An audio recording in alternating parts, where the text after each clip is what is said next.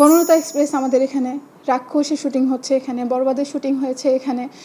খুব সম্প্রতি রাক্ষসের যে প্রডিউসার ডিরেক্টর তাদের পরের কাজের শুটিং এখানে হচ্ছে এবং রকস্টারের হচ্ছে সাকিব খান এখানে শুটিং করছেন। এফডিসিতে সেই পরিবেশটা তৈরি হয়েছে, কিন্তু তারা পুরো জিনিসের সাপোর্টগুলো, যে লজিস্টিক সাপোর্টগুলো পাওয়ার কথা সবগুলো তাদের বাইরে থেকে আনতে হয়েছে।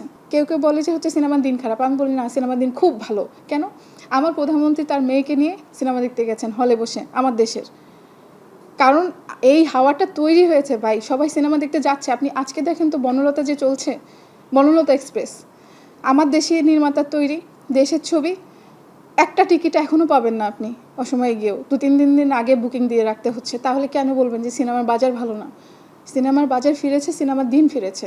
এবং সবচেয়ে আমার এখানে একটু ক্রেডিট নেওয়া বলেন বা একটু খুশির ব্যাপার আছে, সেটা হচ্ছে এই ছবির পুরোটা, শুধু আউটডোরের কিছু অংশ ছাড়া, ইনফ্যাক্ট এই যে ওখানে যে আমরা বিদেশের যে শুটিং দেখি সেটাও কিন্তু আমরা এফডিসির ফ্লোরে বসে এফডিসিতে তৈরি ছবি, কিন্তু তারা এখানে শুটিং করতে পেরেছেন, খুব আরামে শুটিং করেছেন। আমি ওনার নির্মাতা প্রযোজক যিনি বা বিহাইন্ড দ্য স্ক্রিন যারা ছিলেন প্রত্যেকের কাছে জানতে পারবেন, তারা কিন্তু আরামে কাজ করেছেন এখানে।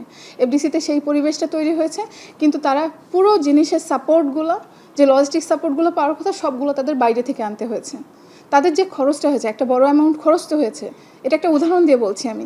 এইটা তো হচ্ছে এফডিসি দেওয়ার কথা ছিল, সেটা নির্মাতার জন্যও সহজ হতো, তাকে ট্রান্সপোর্ট খরচ দিয়ে বাইরে থেকে আনতে হতো না।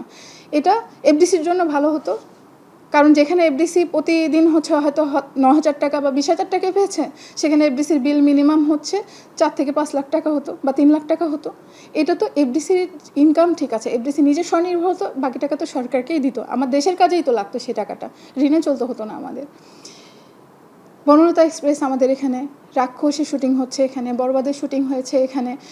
খুব সম্প্রতি রাক্ষসের যে প্রডিউসার ডিরেক্টর তাদের পরের কাজের শুটিং এখানে হচ্ছে এবং রকস্টারের হচ্ছে সাকিব খান এখানে শুটিং করছেন এখানে, বাপ্পারাজ শুটিং করতে আসছেন। এখন সবাই কিন্তু সিনেমা চলছে, সিনেমার কাজ হচ্ছে, কিন্তু আমাদের হচ্ছে এফডিসি সব রকম সহায়তা দেওয়ার চেষ্টা করছে তার যেটুকু আছে সেটুকু নিয়ে, বাকিটা তো হচ্ছে আমাদের সরকারের উপর নির্ভর করছে। এবং আশা করছি যেহেতু আমাদের সরকার সিনেমা বন্ধু সরকার, এটুকু আমাদের হয়ে যাবে ইনশাল্লাহ।